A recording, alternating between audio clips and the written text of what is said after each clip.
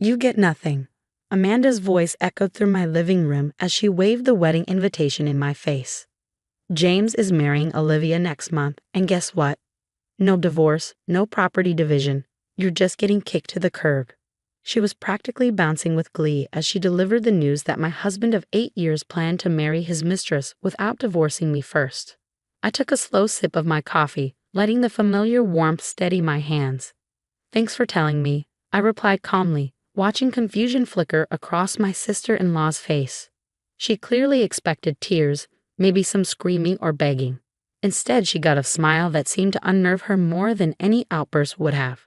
My name is Sofia Martinez, and at 34, I had just learned that my husband thought he could start a new life without legally ending our marriage.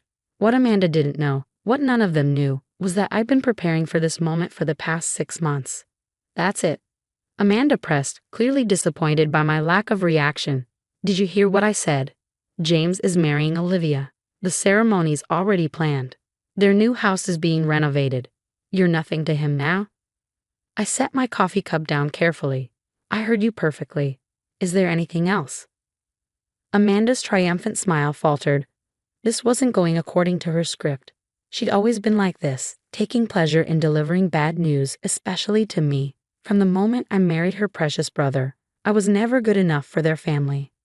You're being weird, she said, narrowing her eyes. Why aren't you upset?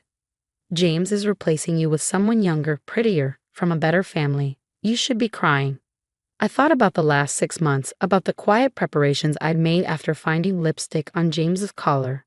Such a cliché, really. The late-night calls, the suspicious business trips, the sudden need for privacy with his phone. I remembered the moment I found messages between him and Olivia, planning their future while plotting to leave me with nothing. But I also remembered my grandmother's words from years ago. The smartest players are the ones who let others think they're losing. Amanda, I said, standing up and smoothing my skirt. Thank you for bringing this to my attention. I appreciate you taking the time to deliver the news personally. She took a step back, thrown by my composure. You're up to something, she accused. I know you. You're planning some kind of scene at the wedding, aren't you? I laughed softly. No scenes. No drama. I genuinely hope James and Olivia will be very happy together. Mom was right about you. Amanda spat, gathering her designer purse. You never deserved James. You're not even fighting for him. As she stormed toward the door, I called after her. Amanda, tell James congratulations from me. The door slammed behind her, and I waited until I heard her car start before pulling out my phone. With steady fingers, I dialed a number I'd memorized months ago. Mr. Wilson, it's Sophia. Everything's proceeding exactly as we expected. They've set a wedding date for next month. I paused, listening to his response. Yes, Amanda just left. She was kind enough to show me the invitation. No, they still have no idea. Yes, I think it's time to move forward with the next phase. I hung up and walked to the window, watching Amanda's car disappear around the corner. She'd run straight to James, telling him how strangely I'd behaved, how I must be plotting something. They'd worked themselves into a frenzy trying to figure out my angle, but they were looking in the wrong direction entirely. Opening my laptop, I checked my email. The confirmation I'd been waiting for had arrived. All the documentation was in order. Every transaction James had made in the past year, every account he tried to hide, every piece of evidence of his relationship with Olivia, all of it carefully cataloged and verified. I opened the safe hidden behind our wedding photo, ironic placement, really, and pulled out the small leather notebook where I'd kept my own records. 6 months of careful planning, of playing the unsuspecting wife while quietly building my case. James thought he was so clever, planning his new life with Olivia, thinking he could simply walk away from our marriage without consequences. My phone buzzed with a text from Amanda. Whatever you're planning, it won't work. Just accept that you've lost. I smiled at her message, thinking of the meeting scheduled for tomorrow morning. James, Olivia, and their perfect plans were about to hit a wall they never saw coming. Sometimes the best revenge isn't making a scene or fighting back. It's simply being prepared. Setting the phone down, I walked to our bedroom, soon to be just mine, and began methodically removing James' expensive suits from the closet. He'd want these for his new life with Olivia. I folded each one carefully, remembering the day I'd found the first hint of his betrayal. a receipt for a diamond bracelet I'd never received, tucked into one of these very suit pockets. That day had changed everything, but instead of confronting him, I'd started planning. James always underestimated me, treated me like I was naive, easily manipulated. He was about to learn just how wrong he'd been. I heard my phone buzz again, probably another gloating message from Amanda. Opening my dresser drawer, I pulled out the wedding invitation Amanda had so gleefully waved in my face. Next to it, I placed the file Mr. Wilson had prepared. The contrast was almost poetic, their elaborate plans for a future that was about to implode, and my simple documentation that would tear it all apart. Time to show them what nothing looks like, I whispered to myself, closing the drawer with a soft click.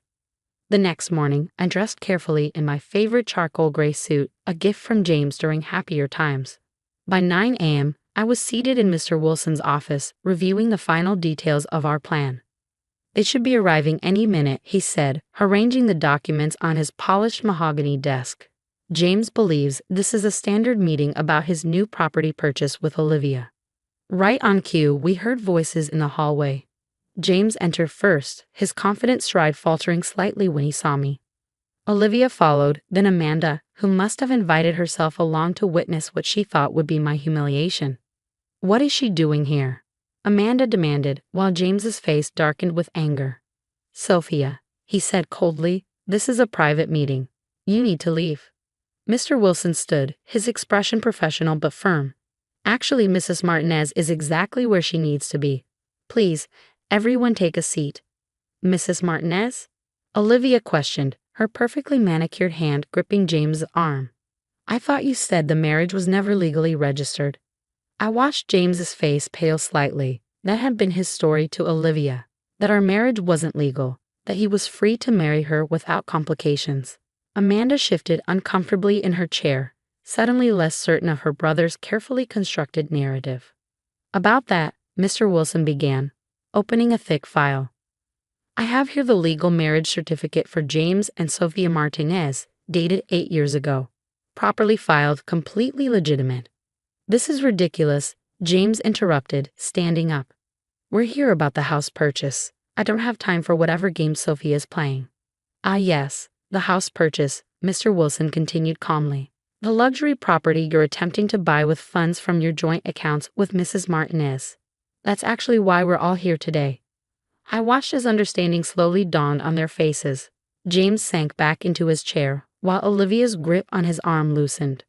"Over the past 6 months, I spoke for the first time, my voice steady.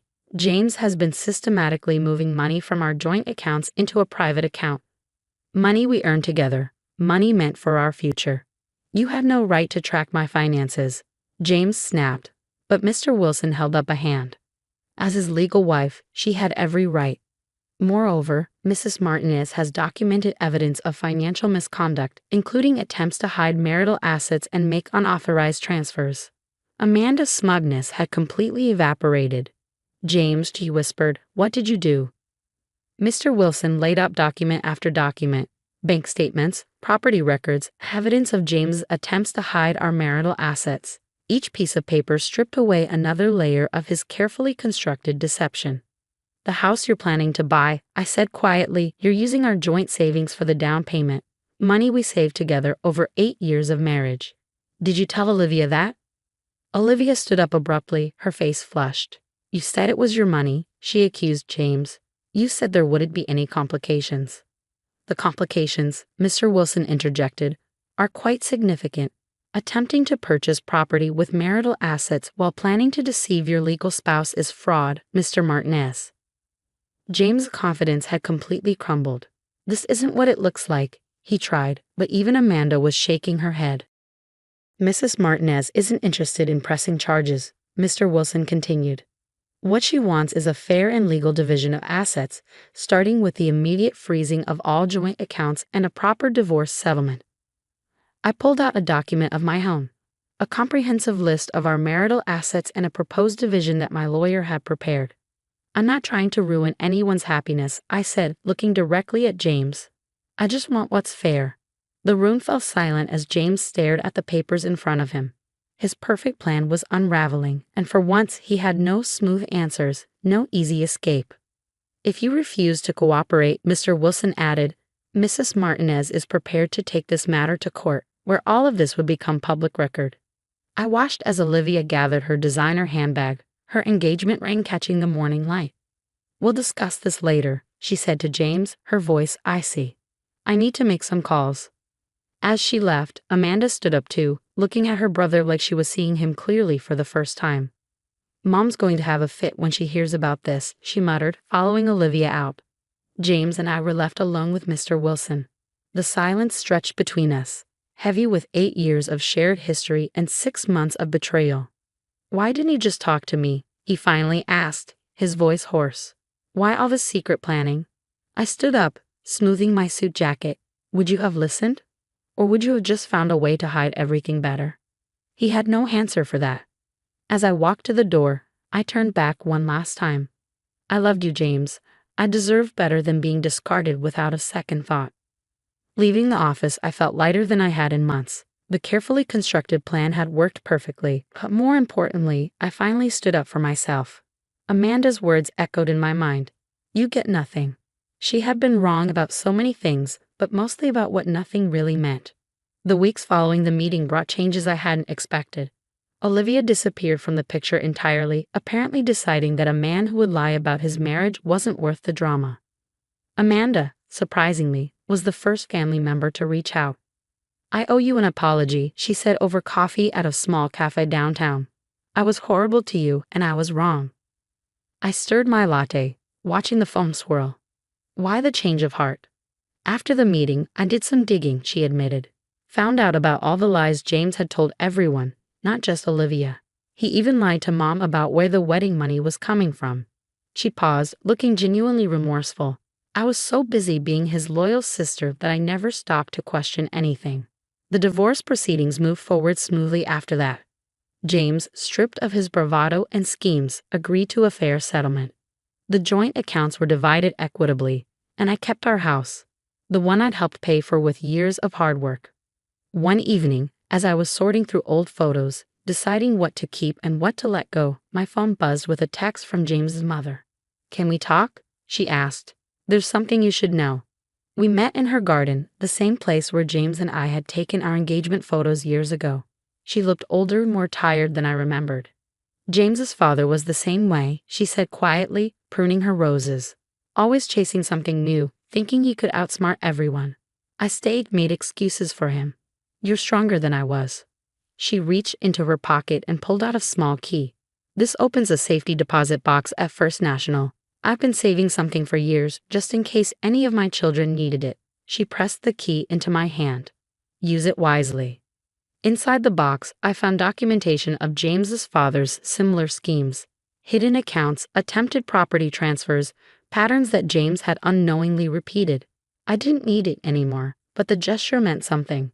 His mother had seen the signs and had prepared, just like I had. 6 months after the meeting in Mr. Wilson's office, I stood in my newly redecorated living room, looking at the space that was now truly mine. The walls were painted in colors I'd chosen, decorated with art that spoke to me. No more compromise, no more dimming my preferences to match someone else's expectations.